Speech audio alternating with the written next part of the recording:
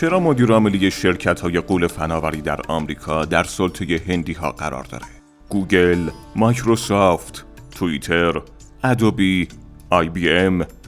هند با بیش از 1 میلیارد نفر جمعیت به دلیل فساد گسترده ساختار اداری، زیرساخت‌های ضعیف و فرصت‌های محدود با مشکل مواجهه. حتی برای زنده موندن ساده نیاز به چیزای زیادیه، چه برسه به پیشرفت. هندی‌ها می‌آموزن که انعطاف پذیر باشن، با موانع بی‌پایان مبارزه کنن و از اون چه دارن بهترین استفاده رو ببرن.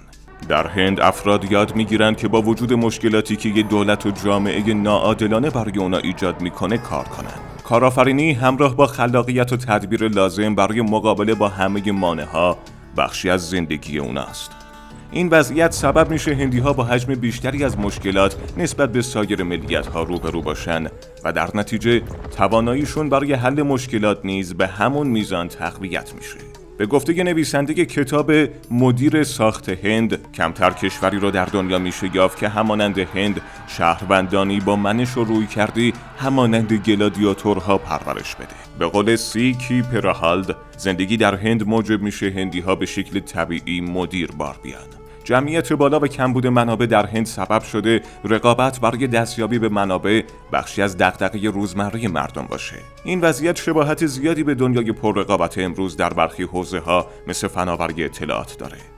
به همین دلیلی که هندی تبارهای سیلیکون ولی به دلیل تجربیات زیادتری که از کودکی در محیط‌های مشابه دارن، در بسیاری از موارد عملکرد بهتری نسبت به سایر ملیت‌ها دارن. 6 دین اصلی در هند وجود داره و قانون اساسی هند 22 زبان منطقه‌ای رو به رسمیت میشناسه.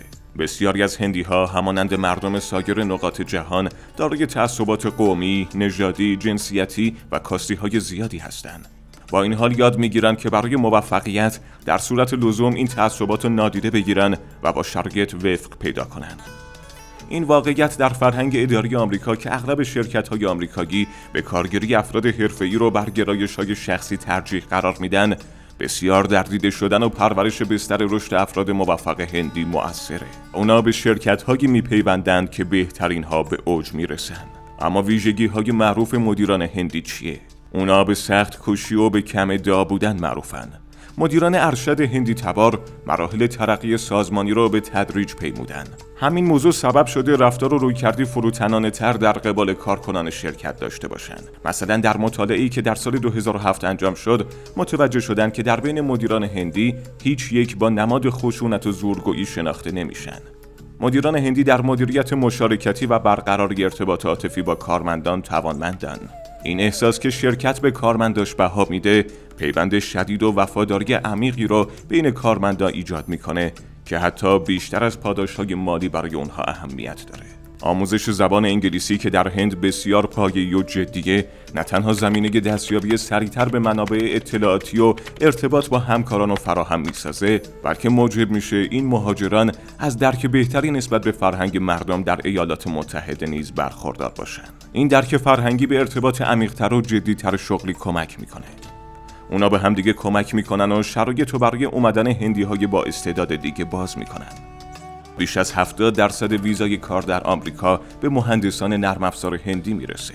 بدین ترتیب فضایی برای این جمعیت متخصص باز شده که به اونها فرصت رشد داده، تا جایی که به مدیران رده‌های عالی در شرکت‌های فناوری محور سیلیکون ولی تبدیل شدن و خوش درخشیدن.